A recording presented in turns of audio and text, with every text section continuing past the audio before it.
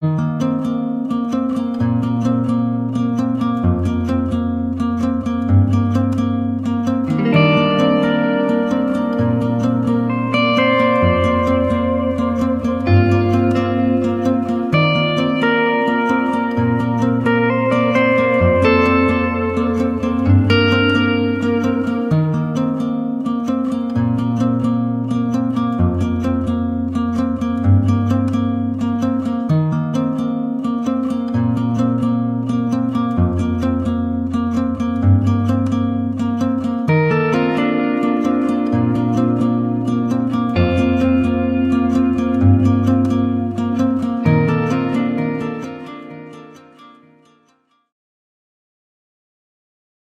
ప్రేమైన దేవుని బిడ్డలారా, మీకు అందరికీ యేసయ్య శుభనామములో వందనాలు తెలియజేస్తున్నాను. ప్రియ సంగమా, ఇవాళ ప్రభు దినాన్ని మనం జ్ఞాపకం చేసుకుంటున్నాం, ప్రభు బల్లని జ్ఞాపకం చేసుకుంటున్నాం.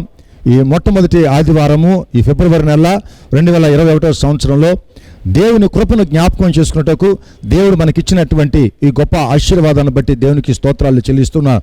మరి ఎవరైతే మందిరానికి రాలేక వెనుకబడి ఉన్నారో వారందరూ కూడా మరి టీవీ ముందు కూర్చొని మీ కుటుంబంతో దేవుని యొక్క వాక్యం విని ఆశీర్వాదాలు పొందాలని నేను కోరుతూ ఉన్నాను. ఈ మొదటి ఆదివారమున ప్రేక్షకులు వీక్షకులు మీరు దయతో మీ యొక్క పరిశుద్ధ గ్రంథాలు తెచ్చుకొని ఆరాధనలో పాల్గొనాలని మిమ్మల్ని ప్రేమపూర్వకంగా ఆహ్వానిస్తున్నారు. ప్రార్థన చేసుకుందాం. ప్రేమగల తండ్రి, పరిశుద్ధుడా, నీకు వందనములు, స్తుతులు, స్తోత్రములు చెల్లించుకుంటూ ఉన్నాము.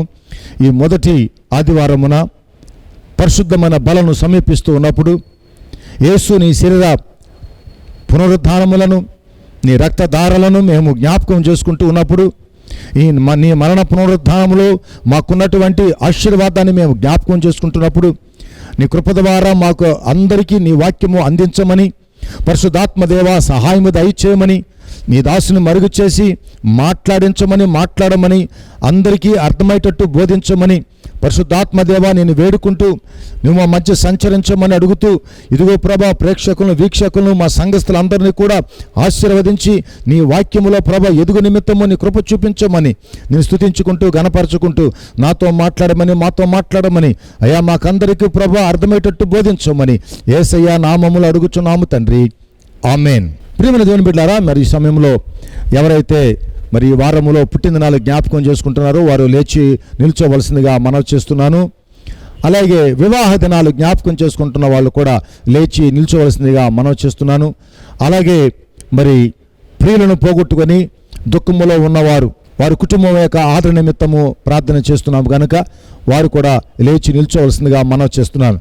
మీ అందరి కోసము ప్రత్యేకమంటే ప్రార్థన. ప్రేమగల తండ్రి, నీకు వందనములు, స్తుతులు, స్తోత్రములు చెల్లించుకుంటున్నాం. ఎవరైతే పుట్టినదినాలు జ్ఞాపకం చేసుకుంటున్నారో జన్మదినాలు తండ్రి, నీవిచ్చినటువంటి ఈ కృపను బట్టి జన్మను బట్టి వందనములు, స్తుతులు, స్తోత్రాలు. మరి ముఖ్యంగా వారికి రక్షణ అనుభవంలోనికి వారిని నడిపించమని, రక్షణ జన్మదినాన్ని ప్రభా వారి జీవితంలో వారు అనుభవించుటకు కృప చేయమని వేడుకుంటూ ఉన్నాము. గడిచిన సంవత్సరంలో ప్రభా నువ్వు చేసిన మేలంటి కొరకే వందనాలు. ఈ నూతన సంవత్సరం నూతన ఆశీర్వాదాలతో వారిని నింపమని వేడుకుంటూ ఉన్నాము. అలాగే ప్రభా వైవాహిక దినాలను జ్ఞాపకం చేసుకుంటున్నటువంటి భార్యాభర్తల కొరకే నీకు వందనములు. వారిని వారి కుటుంబములను నీవు ఆశీర్వదించమని వేడుకుంటున్నాం. ఈ నూతన సంవత్సరంలో ప్రభా నూతన దర్శనము వారికి దయచే ప్రభా నీకు స్తోత్రాలు. సంవత్సరములు జరుగుతూ ఉండగా నీ ఆశీర్వాదాలు వారికి తెలియచేయమని వేడుకుంటూ ఉన్నాము. అలాగే తండ్రి, ఎవరైతే తమ ప్రియులను పోగొట్టుకుని దుఃఖములో ఉన్నారో వారిని వారి కుటుంబములను నీవు ఆశీర్వదించమని వేడుకుంటున్నాం.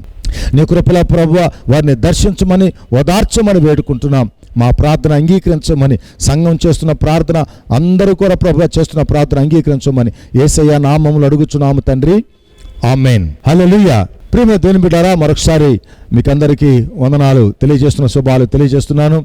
మనకందరికీ తెలుసు, ఫిబ్రవరి 17వ తారీఖు నుంచి మనకు 40 దినాల ఉపవాస ప్రార్థన ప్రారంభమవుతుందని తెలుసు. అయితే ఈసారి ఒక ప్రత్యేకమైనటువంటి విధానంలో ఈ 40 దినాల ఉపవాస ప్రార్థన మన సండే స్కూల్లో ఆవరణంలో జరుగుతూ ఉంది కనుక మీకు అందరికీ తెలియజేస్తున్నాం. మరి మధ్యాహ్నం 12 గంటల నుంచి 3 గంటల వరకు, అలాగే సాయంత్రము 6 గంటల నుంచి 8 గంటల వరకు రెండు ఆరాధనలు జరుగుతాయి.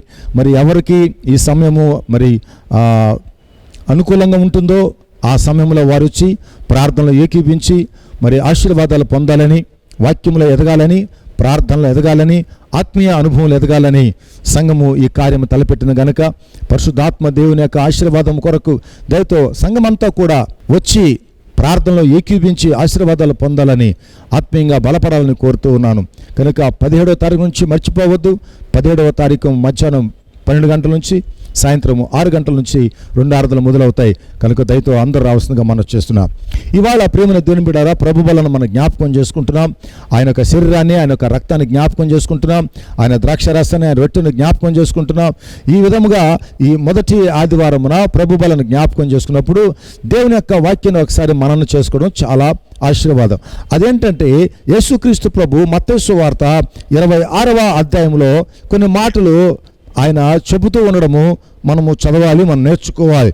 చూడండి, మత్తయి సువార్తలో 26వ అధ్యాయాన్ని మనం చూస్తున్నాం.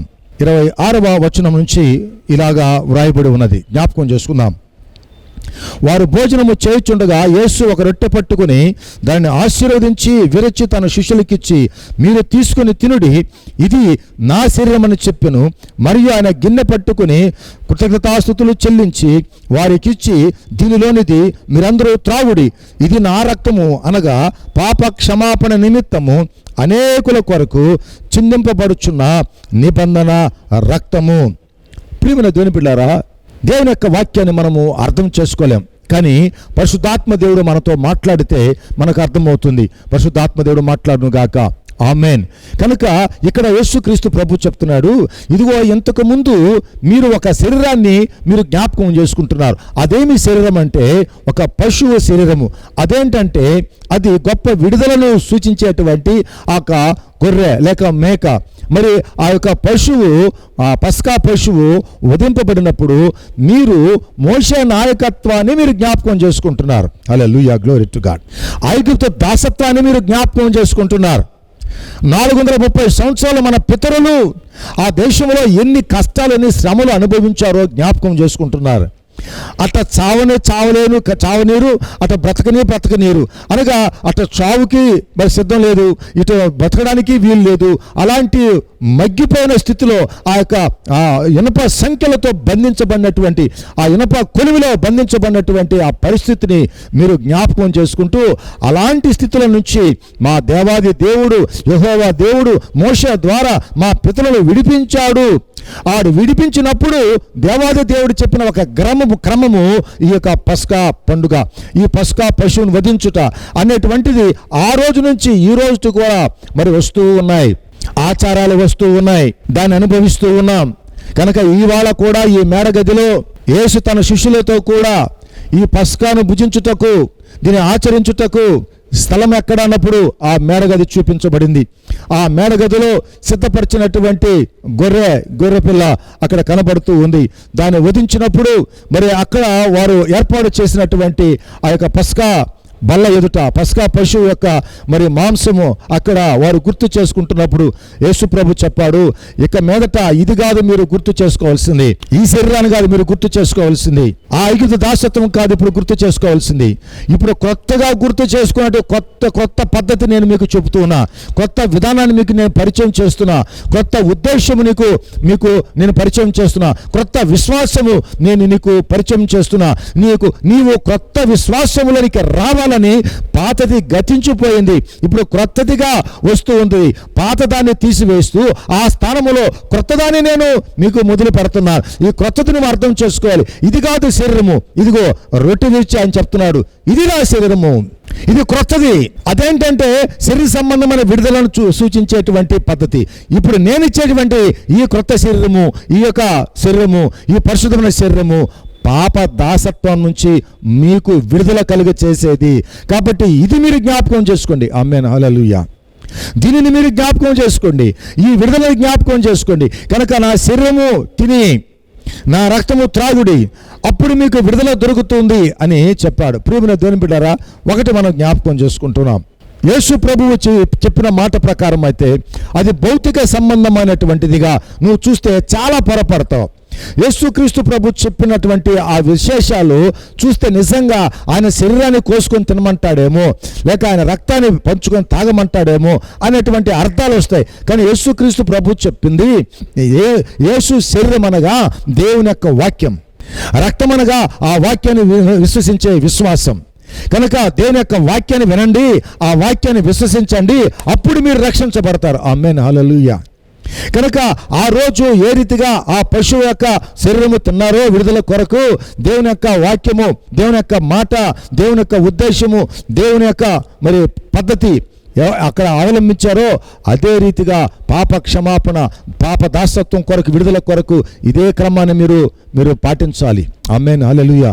ఆ రోజు వాళ్ళు మోషే మాట విన్నారు, ఈరోజు మీరు నా మాట వినాలి. ఆ రోజు వారు మోషే మాట మీద విశ్వాసం ఉంచి, నమ్మకం ఉంచి ఆ రాత్రి వారు గొప్ప విడుదల చూశారు. అలాగే మీరు కూడా నా మాట మీద విశ్వసించి మీరు గొప్ప విడుదల పొందనై ఉన్నారు. ఆమేన్, హల్లెలూయా. దేవునికి స్తోత్రములు కలుగును గాక.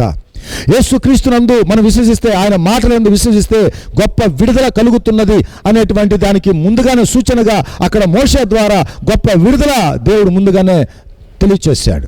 అంతవరకు దాసత్వం ఉన్నవారు, 430 సంవత్సరాల దాసత్వంలో ఉన్నవారు మోషే చెప్పిన మాటను బట్టి, ఇదిగో దేవుడి రాత్రి దర్శించబోతూ ఉన్నాడు, ఇదిగో మీరు ఒక ప్రతి ఇంటికి ఒక పశువును వధించి ఆ రక్తాన్ని మీరు గుమ్మాల మీద పూయండి.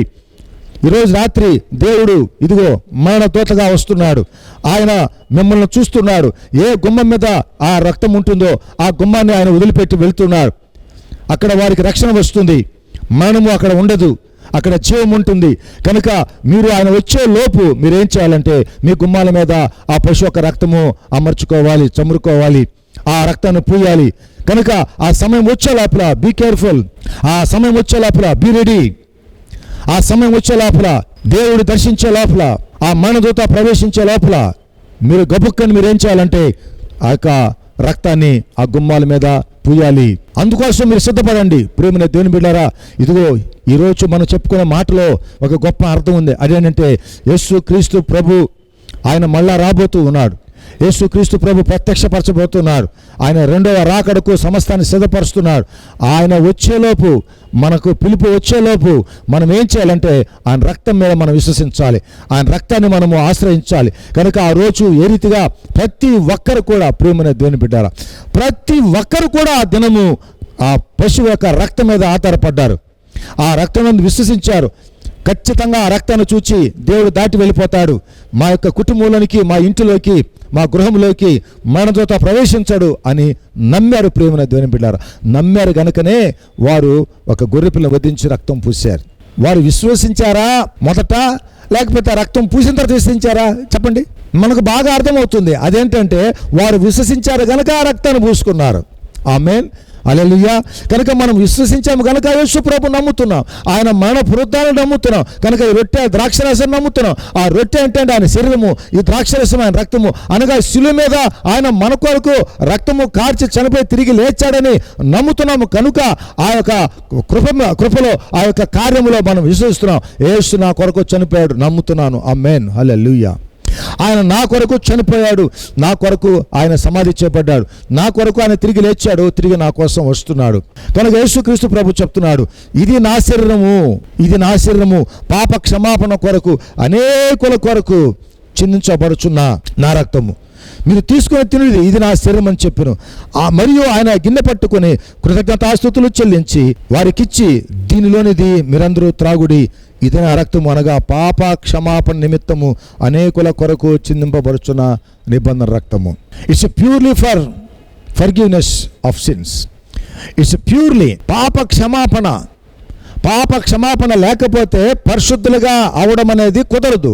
కనుక పాప క్షమాపణ జరగాలి, ఆ పాప క్షమాపణ దేవుడే చేయాలి. కనుక దేవుడే ఆయన ఈ లోకానికి వచ్చి ఆ పాప క్షమాపణకు సంబంధించినటువంటి కార్యాన్ని శిలువలో పూర్తి చేసి ఆయన ఏం చెప్తున్నాడంటే, ఇది నా రక్తము, దీనిని మీరు విశ్వసించండి. If you believe in the blood of Jesus Christ, you are free from your sins. You already forgiven. నువ్వు క్షమించబడ్డావు. యేసు రక్తంలో విశ్వసించావు గనుక, నమ్మకం ఉంచావు గనుక నువ్వు క్షమించబడ్డావు. కనుక ప్రియమైన దేవుని బిడ్డలారా, మనము క్షమించబడినటువంటి పాపులమనే మనము గుర్తెరిగి, మన పాపములను యేసు క్షమించాలని గుర్తెరిగి ఆయన బలను సమీపిస్తున్నాం. అవును ప్రభువా, అవును ప్రభువా, నీ బలను మేము సమీపిస్తున్నాం, నీ రొట్టెను సమీపిస్తున్నాం, రక్తాన్ని సమీపిస్తున్నాం. కారణం ఏంటంటే మేము నీ యందు విశ్వాసం ఉంచాము, నువ్వు చేసినటువంటి కార్యమందు విశ్వసించి ఉన్నాము. సిలువలో ఏదైతే నువ్వు కార్యం చేసావో, ఏదైతే రక్తం మా కోసం కార్చావో దాన్ని మేము నమ్ముతున్నాం అని చెప్పడమే బలను సమీపించడం. So we're deliberately we're expressing our faith in the bread and in the wine. అనగా యేసు యొక్క శరీరంలో, యేసు యొక్క రక్తంలో, అనగా యేసు యొక్క మరి రొట్టెను శరీరముగా, ఆ యొక్క ద్రాక్షరసము ఆయన యొక్క రక్తముగా మనం విశ్వసిస్తూ మనకు ఇచ్చిన పాప క్షమాపణ నిజమని, పాప క్షమాపణ దొరికిందని, మనము దేవుని బిడ్డలమని మనం నమ్ముతూ ఉన్నాం. ఇంకొక సంగతి చెప్పన ప్రేమన దేవుని బిడ్డలారా, when you believe in the blood of Jesus Christ, you are already saved and declared by the blood of Jesus Christ that you are saint. నీవు ఆయనందు విశ్వాసం ఉంచి ఆయన రక్తంలో విశ్వసించావు కనుక నువ్వు రక్షించబడ్డావు, అనగా నీవు పరిశుద్ధుడిగా తీర్చబడ్డావు అని అర్థం. ఇంకా మళ్ళీ పరిశుద్ధుడిగా ఎప్పుడో తీర్చబడేది కాదు, ఇప్పుడే యేసుక్రీస్తునందు ఎప్పుడైతే విశ్వసించావో, ఆయన రక్తం చేత ఎప్పుడు కడగబడ్డావో అప్పుడే నువ్వు పరిశుద్ధుడిగా తీర్చబడ్డావు. ఆ తర్వాత నీకు అది ఆ సర్టిఫికెట్ నీకు ఇవ్వబడుతుంది. ఆ తర్వాత అది నువ్వు పరిశుద్ధ లోకానికి వెళ్ళినప్పుడు అక్కడ నువ్వు పొందిన పరిశుద్ధత యొక్క విలువేంటి అక్కడ నీకు తెలుస్తుంది. అంతవరకు నీకు తెలియదు నువ్వు ఎలాగా పరిశుద్ధపరచబడ్డావో, ఆ పరిశుద్ధత యొక్క విలువేంటో నీకు తెలియదు. ఎందుకంటే నువ్వు ఇక్కడ ఉండేది ఎలా అంటే పాపుల మధ్యలో ఉంటున్నావు, పాపపు తలంపులు కలిగిన వాళ్ళ మధ్యలో ఉంటున్నావు, పాపపు క్రియలు చేసే వాళ్ళ మధ్యలో ఉంటున్నావు కనుక నీకు పరిశుద్ధత అన్నప్పుడు దాని యొక్క విలువ నీకు తెలియదు, అర్థం కాదు. నువ్వు ఎప్పుడైతే ఈ లోకాన్ని విడిచిపెట్టి పరలోక రాజ్యానికి వెళ్తావో అక్కడ పరిశుద్ధుల సమూహము చూచినప్పుడు నన్ను ఎలాగా దేవుడు పరిశుద్ధపరిచాడో, ప్రభువా నీకు స్తోత్రాలు, నువ్వుగా నన్ను పరిశుద్ధపరచకపోతే ఈరోజు నేను ఇక పరిశుద్ధుల సహవాసములో నేను ఉండేవాడిని కాదు, నువ్వు నన్ను అంతగా పరిశుద్ధపరిచినందుకు నీకు స్తోత్రాలు అప్పుడు చెప్తావు. ఎందుకంటే ఇప్పుడు నువ్వు చూస్తున్నావు కదా, నేను ఈ శరీరంలో ఉన్నాం, ఈ శరీరంలో ఉన్నప్పుడు నీకు మురికి కనిపిస్తుంది, ఈ శరీరంలో ఉన్నప్పుడు అలసట కనిపిస్తుంది, ఈ శరీరంలో ఉన్నప్పుడు చెమట కనిపిస్తుంది, ఈ శరీరంలో కనిపిస్తే ఆకలి కనిపిస్తుంది, ఈ శరీరంలో ఉన్నప్పుడు రోగాలు కనిపిస్తాయి, ఈ శరీరంలో ఉన్నప్పుడు బలహీనతలు కనిపిస్తాయి. కానీ ఆ శరీరానికి వచ్చినప్పుడు, ఆ పరిశుద్ధమైన శరీరం దేవుడు మనకి ఇచ్చినప్పుడు ఆ శరీరంలో ఈ బలహీనత ఉండదు, ఈ యొక్క పాపం ఉండదు, ఈ యొక్క రోగం ఉండదు, ఇలాంటి చెమటలు ఉండవు, ఏముండవు. ఆ పరిశుద్ధమైన శరీరము, పరిశుద్ధమైన లోకములో దేవుని యొక్క పరిశుద్ధలతో మనం దేవుని స్తుతించి ఆరాధించేటువంటి ఆ మహిమ గలటువంటి శరీరం దేవుడు మనకి ఇవ్వబోతున్నాడు. ఆమేన్, హల్లెలూయా. దాని కొరకు నేను యేసుక్రీస్తునందు విశ్వసించాను, ఆయన నన్ను రక్షించాడు, నన్ను పరిశుద్ధునిగా చేశాడు. ఆమేన్, హల్లెలూయా. కనుక యేసుక్రీస్తునందు ఎప్పుడు నేను విశ్వసించానో అప్పుడు నేను పరిశుద్ధుడును అని మనం చెప్పగలుగుతున్నాం. కనుక నేను రక్షించబడ్డాను అర్థం ఏంటంటే నేను పరిశుద్ధపరచబడ్డాను. నేను పరిశుద్ధపరచబడ్డ అర్థం ఏంటంటే నా పాపములు క్షమించబడ్డాయి. నా పాపములు క్షమించబడ్డ అర్థం ఏంటంటే నేను ఆయన రక్తములో శుద్ధీకరించబడ్డాను. ఆమేన్. ఆయన నా రక్తములో విశ్వసించడం ఏంటంటే శుద్ధీకరించబడటమే. కనుక ప్రియమైన దేవుని బిడ్డలారా, మనం చూస్తున్నాము యేసు రక్తము చేత మనం శుద్ధీకరించబడ్డామని పేతురు తన యొక్క పత్రికలో రాస్తూ ఉన్నారు. పేతురు రాసినటువంటి పత్రిక మనం చూస్తే, మొదటి పత్రిక మనం చూస్తే పేతురు చాలా విషయాలు చెప్పాడు. ఎలా చెప్పాడు తెలుసా? అద్భుతమైనటువంటి విషయం ఆయనకు బయలుపరచబడింది. బయలుపరచబడినప్పుడు ఆయన ఈ రీతిగా రాస్తున్నాడు. మొదటి అధ్యాయములో, పేతురు రాసిన మొదటి పత్రిక మొదటి అధ్యాయము 18వ వాక్యం నుంచి, పితృపారంపర్యమైన మీ వ్యర్థ ప్రవర్తనను విడిచిపెట్టినట్లుగా వెండి బంగారముల వంటి క్షయ వస్తువుల చేత మీరు విమోచింపబడలేదు, కానీ అమూల్యమైన రక్తము చేత, అనగా నిర్దోషమును నిష్కలంకమునగు గొర్రెపిల్ల వంటి క్రీస్తు రక్తము చేత విమోచించబడితిరని మీరు ఎరుగుదురు కదా. ఆమేన్, హల్లెలూయా. ఎలా విమోచించబడ్డామంట? అమూల్యమైనది ఏమంటాడు? అమూల్యమైనది. రెండోది ఏమంటాడు? నిర్దోషమైనది. మూడోది ఏమంటాడు? నిష్కలంకమైనది. నాలుగోది ఏమంటాడు? గొర్రెపిల్ల వంటి. ఆమేన్. గొర్రెపిల్ల వంటి అంటే అర్థం ఏంటంటే మీరు మామూలు గొర్రెలు అనుకోవచ్చు. మీరు గొర్రెపిల్ల వంటి అంటే ఏం గొర్రెపిల్ల అంతా మామూలే కదా, అంతా ఓకే కదా అనుకుంటాం. కాదు. వాళ్ళకి తెలుసు, ఎవరికి? యూదులకు తెలుసు దేవునికి బలిచ్చేటువంటి గొర్రె పిల్లలు ఎలా ఉంటాయో వాళ్ళకి తెలుసు. ఇప్పుడు మనకు అది తెలియదు, ఆ పద్ధతి తెలియదు కనుక, ఆ క్రమము తెలియదు కనుక మనం దీని గురించి అంతగా అర్థం చేసుకోలేకపోతున్నాం. కానీ ఆ దినాల్లో కానీ వెళ్ళగలిగితే, మనము ఆ ఆచారములోనికి వెళ్ళగలిగితే, మనము ఆ నియమ నిబంధనలు ఉన్నటువంటి ధర్మశాస్త్ర యుగానికి మనం వెళ్ళిపోతే, మోషే మనకు ఏ రీతిగా చలవిచ్చాడో ఆ దినాల్లోకి వెళ్ళిపోతే అప్పుడు అర్థమవుతుంది ఈ గొర్రె పిల్ల బలి అంటే ఏంటో, ఎలాంటి గొర్రె పిల్లని తీసుకురావాలో అప్పుడు అర్థమవుతుంది. కనుక ప్రియమైన దేవుని బిడ్డలారా, ఈ గొర్రె పిల్ల అంటే ఏంటో తెలుసా? నిష్కళంకంగా ఉండాలండి. గొర్రె పిల్ల అంటే ఏ గొర్రె పిల్లను ఆ గొర్రె పిల్లని తీసుకొచ్చి ఆ దినాల్లో దేవునికి బలి అర్పించే వాళ్ళు కాదండి. కుంటిదాన్ని, ముక్కిపోయిన దాన్ని, మూలిగిపోయిన దాన్ని తీసుకొచ్చి దేవునికి అర్పించకూడదని దేవుని యొక్క వాక్యం రాయబడింది. ఎలా ఉండాలైతే? స్పాట్లెస్, నిష్కళంకంగా ఉండేటువంటి గొర్రె పిల్ల అని రాయబడి ఉంది. అలాగే ఎలా ఉండాలి? నిర్దోషమైనటువంటి గొర్రె పిల్ల, దోషము లేనటువంటి, అపవిత్రత లేనటువంటి గొర్రె పిల్ల అనగా ప్రియమైన దేవుని బిడ్డలారా, ఆ గొర్రె పిల్ల పరిశుద్ధంగా ఉండాలి. ఏ మురికి కూడా అంటకూడదు, ఏ మైలు కూడా అంటకూడదు. మరి నిర్దోషమైనటువంటిది ఆ గొర్రె పిల్లగా ఉండాలి. ఎక్కడ డాగు ఉండకూడదు, ఎక్కడ మచ్చ ఉండకూడదు. అనగా అలాంటి గొర్రె పిల్ల దేవునికి సమర్పించాలి. అది ఇక్కడ చెప్పబడిన మాట ఏంటంటే అమూల్యమైనది, నిర్దోషమైనది, నిష్కళంకమైనది గొర్రె పిల్ల వంటి అలాంటి గొర్రె పిల్ల. అలాంటి రక్తము చేత మీరు విమోచించబడ్డారు, అలాంటి రక్తము చేత మీరు కడగబడ్డారు, అలాంటి రక్తము చేత మీరు పరిశుద్ధపరచబడ్డారు. కనుక మీరు ఎలాగా ఉండాలంటే దేవుని యొక్క రక్తము చేత పరిశుద్ధపరచబడి ఉన్నారు. అంత మాత్రమే కాదు, విమోచించబడుతారని మీరు ఎరుగుదురు కదా. విమోచించబడ్డారు. మీరు ఎలాగా విమోచించబడ్డారు?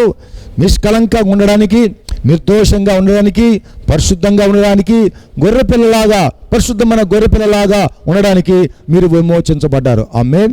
ఎందుకంటే మనలను విమోచించినటువంటి రక్తము, మనలను పరిశుద్ధపరచబడిన రక్తము ఏదో అలాగే మనం కూడా ఉంటాం. అది నిష్కళంకమైనటువంటి రక్తం అయితే మనం కూడా నిష్కళంకంగా ఉంటాం. అది యథార్థమైనటువంటి లేక పరిశుద్ధమైనటువంటి రక్తం అయితే మనం కూడా పరిశుద్ధంగా ఉంటాం కదా. కనుక ఏ రక్తము చేత నువ్వు కడగబడ్డావో ఆ రక్తంగా నువ్వు మారిపోతావు కదా. ఏ రక్తము చేత నువ్వు కడగబడ్డావో ఆ రక్తం వల్లే నువ్వు మారుతావు కదా. కనుక నిష్కళంకమైన రక్తము చేత నువ్వు కడగబడితే నువ్వు కూడా నిష్కళంకంగా ఉండాలని దాని ఉద్దేశం. యథార్థమైనటువంటి లేక నిర్దోషమైనటువంటి రక్తము చేత కడగబడితే నువ్వు నిర్దోషిగా ఉన్నావని అర్థం. నువ్వు కడగబడిందేమో నిర్దోషమైన రక్తముతో, నువ్వు దోషము చేసిన వాడుగా ఎలా ఉంటావండి? ఎలా ఉన్నామని అనుకుంటున్నావు? నిష్కళంకమైనటువంటి యేసు యొక్క రక్తము చేత నువ్వు కడగబడితే నువ్వు కళంకమైన వాడుగా నువ్వు ఎలా ఎంచుకుంటావు? నిన్ను కడిగిందే నిష్కళంకమైన రక్తము చేత. దేనికి? నువ్వు కూడా నిష్కళంకంగా ఉండాలని ఆయన రక్తం చేత కడిగాడు. నువ్వు కడగబడ్డావు లేదా? అవును, నేను యేసు యొక్క రక్తం చేత కడగబడ్డాను. యేసు రక్తం అంటే ఏంటో తెలుసా? నిష్కళంకంగా నువ్వు ఉండేటట్టు చేసేటువంటి నిష్కళంకమైన రక్తము చేత యేసు నిన్ను కడిగాడు. కాబట్టి నువ్వు ఆయన యొక్క రక్తము చేత నువ్వు కడగబడ్డావు కాబట్టి you are blameless, you are sinless and also you are holy. నీవు నిర్దోషమైన వాడుగా ఉన్నావు. ఎందుకంటే అది నిర్దోషమైన రక్తం కనుక. నీవు నిష్కళంకమైన వాడుగా ఉన్నావు. కారణం ఏంటంటే అది నిష్కళంకమైన రక్తం కనుక ప్రియమైన దేవుని బిడ్డలను జ్ఞాపకం చేస్తున్నాను. ఏ రక్తంలో విశ్వసించావండి? యేసు రక్తంలో విశ్వసించామండి. ఓకే, యేసు రక్తంలో నువ్వు విశ్వసించావు, నేను విశ్వసించా. అయితే ఎలాంటిది? అది నిన్ను నిష్కళంకంగా చూపించేటువంటి రక్తం. అది నిన్ను నిర్దోషముగా చూపించే రక్తముగా ఉందది. కనుక నిన్ను దోషిగా దేవుని ఎదుట నిలబెట్టేటువంటి రక్తము కాదు. ఆయన రక్తము ఎలాంటి రక్తం అంటే నిర్దోషమైన రక్తము కనుక అది నిన్ను నిర్దోషినిగా ఉంచుతుంది. ఆమేన్, హల్లెలూయా. అందుకనే ప్రియమైన దేవుని బిడ్డలారా, అపోస్తలుడైన పౌలు ఆయన కూడా ఈ నిర్దోషముగా ఉండేటువంటి విషయం గురించి రాస్తాడు. పేతురు మాత్రమే కాదు, పరిశుద్ధాత్మ దేవుడు పౌలు భక్తుల ద్వారా కూడా మనతో మాట్లాడుతున్నాడు. అదేంటంటే అపోస్తలుడైన పౌలు ఎఫెసీయ సంఘానికి రాస్తున్నటువంటి పత్రిక 5వ అధ్యాయంలో ఉన్నటువంటి మాటలు. 25వ వచనం, పురుషులారా మీరును మీ భార్యలను ప్రేమించుడి, అటువలే క్రీస్తు కూడా సంఘమును ప్రేమించి అది కళంకమైనను అది ముడత అయినను అట్టిది మరి ఏదైనా లేక అది పరిశుద్ధమైనది గాను నిర్దోషమైనది గాను మహిమగల సంఘము గాను ఆయన తన ఎదుట దాన్ని నిలబెట్టుకునవలనని వాక్యముతో ఉదక స్నానము చేత దానిని పవిత్రపరిచి పరిశుద్ధపరచుటకై దాని కొరకు తన్ను తాను అప్పగించుకొనెను.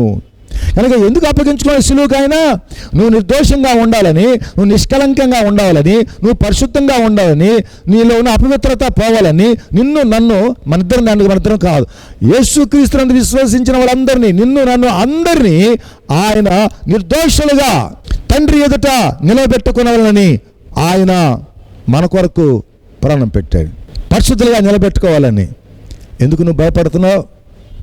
నువ్వు ఇక్కడికి వచ్చావంటే నేను బలను సమీపిస్తే అర్థం ఏంటంటే I'm holy because he is holy, I'm holy because he died for me, I'm holy because he shed his blood for me.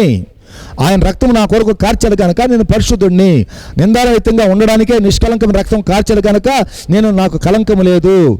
ఆయన ఎదుట నేను పరిశుద్ధంగా నిలబెట్టాలని ఆయన నా కొరకు చనిపోయి తిరిగి లేచాడు కనుక నేను అపవిత్రుడను కాను, నేను పాపిని కాను. ఇంతకు ముందు యేసు ప్రభు నమ్మక ముందు, యేసు రక్తము చేత కడగబడక ముందు యేసు రక్తము చేత నేను పవిత్రుడిగా చేయబడక ముందు నేను పాపినే. కానీ నేను ఎప్పుడైతే యేసుని విశ్వసించానో, ఆమేన్, హల్లెలూయా, పరిశుద్ధాత్మ దేవుడు మాట్లాడడం కాక, నేను యేసునందు ఎప్పుడైతే విశ్వసించి నేను నా పాపాలు కడుక్కున్నానో, యేసయ్య నా పాపాలు క్షమించా, రక్తం చేత శుద్ధీకరించి అడిగాను, at the moment he made me holy like him. ఆయన వల్ల ఉండుటకు నన్ను ఆయన పరిశుద్ధపరిచాడు. నేను ఆయన రక్తమందు విశ్వసించాను గనక, హల్లెలూయా, గ్లోరీ టు గాడ్. ఆయనను విశ్వసించాను కనుక ఆయన రక్తం చేత కడిగాడు కనుక నా దృష్టిలో నేను ఒకవేళ బలహీనంగా ఉండొచ్చు, లేక నీ దృష్టిలో నేను బలహీనంగా ఉండొచ్చు, కానీ దేవుని దృష్టికి వెళ్ళిపోయేసరికి నేను బలహీనను కాదు. కనుక నేను ఆయనతో ఉన్నట్టుగా పరిశుద్ధునిగా ఉంటూ ఉన్నాను. కనుక ప్రియమైన దేవుని బిడ్డలారా, ఆ రీతిగా చూచేటువంటి మాట ఏంటంటే నిర్దోషమైనది గాను మహిమ గల సంఘముగాను ఆయన తన ఎదుట దానిని నిలవబెట్టుకునవలనని వాక్యముతో ఉదక స్థానము చేత దాన్ని పవిత్రపరిచి పరిశుద్ధపరచుటకై దాని కొరకు తన్ను తాను అప్పగించుకొనెను. Husbands, love your wives as Christ loved the church and gave himself up for her, that he might sanctify her, having cleansed her by the washing of water with the word, so that he might present the church to himself in splendor, without spot or wrinkle or any such thing, that she might be holy and without blemish. నిందారహితంగా ఉండుటకు, యథార్థంగా ఉండుటకు, నిష్కలంకంగా ఉండుటకు నిన్ను పిలిచాడు, నన్ను పిలిచాడు, మనందరిని పిలిచాడు. యేసు రక్తంలో మనల్ని పరిశుద్ధపరచాడు. హల్లెలూయా, గ్లోరీ టు గాడ్. మనకు నమ్మడానికి కాస్త కష్టం అనిపించచ్చేమో, కానీ వాస్తవానికి యేసుక్రీస్తునందు విశ్వాసించినప్పుడు నువ్వు పరిశుద్ధుడివే, నేను పరిశుద్ధుడినే. నీవు నిష్కలంకమైన వాడివే, నేను నిష్కలంకమైన వాడునే. నీవు నిర్దోషివే, నేను నిర్దోషిని. మనమందరం కూడా యేసులో పరిశుద్ధులము. ఎందుకో తెలుసా? ఆయన మనం ప్రేమించి మన కొరకు రక్తం కార్చి చనిపోయి తిరిగి లేచాడు. ఆయనందు విశ్వాసించిన కారణం చేత మనలందరినీ ఆయన పరిశుద్ధంగా చేశాడు. ప్రార్థన చేసుకుందాం. ప్రేమ గల తండ్రి, పరిశుద్ధుడా, నీకు వందనాలు, స్తుతులు, స్తోత్రాలు. ఉదయకాల సమయంలో మేము ఏ రీతిగా నీ యందు విశ్వాసం ఉంచామో ఒకసారి పరీక్షించుకున్నట్టుకు నీవు మాకు ఇచ్చిన కృపను బట్టి వందనములు, స్తుతులు, స్తోత్రములు. మా పాపములు క్షమించి మమ్మల్ని పరిశుద్ధపరిచి నీ బలలో చేవేసే యోగ్యత, అర్హత, పరిశుద్ధత నీ రక్తం ద్వారా మాకు అనుగ్రహించినందుకే స్తోత్రములు. తండ్రి, మమ్మల్ని పరిశుద్ధులుగా చేసినందుకే స్తోత్రములు. నిందారహితులుగా చేసినందుకే వందనాలు. నిష్కలంకులుగా చేసినందుకే వందనాలు. పరిశుద్ధులుగా చేసి ప్రభువా నీ ఎదుట తండ్రి ఏ యొక్క నేరము లేకుండా, ప్రభువా ఏ పాపము లేకుండా నీతిమంతులుగా నిలబెట్టుకున్నట్టుకు నీవు నీ రక్తము కాచి చనిపోయి తిరిగి లేచినందుకే స్తోత్రములు. నమ్ముచున్నాము తండ్రి, సాయం చేయండి. అలాగే ప్రేక్షకులను, వీక్షకులను, మా సంఘస్థులందరూ కూడా మేము యేసుక్రీస్తునందు పరిశుద్ధపరచబడిన వారమని నమ్మకముతో ముందుకు సాగిపోవటకు సహాయము దయచేయమని, సాతాను క్రియలను నాశనం చేయమని యేసయ్య నామములో అడుగుచున్నాము తండ్రి, ఆమేన్. మన పరమ తండ్రి దేవుని యొక్క ప్రేమ, ఆయన కృప, ఆయన సమాధానం మనకు, మన కుటుంబాలకు, మన సంఘాలకు, పరిచర్యకు సదాకాలం తోడై కాపాడనుగాక. ఆమేన్. హల్లెలూయా. ప్రియమైన దేవుని బిడ్డారా, మీకు అందరికీ దేవుడే తోడే ఉండను గాక.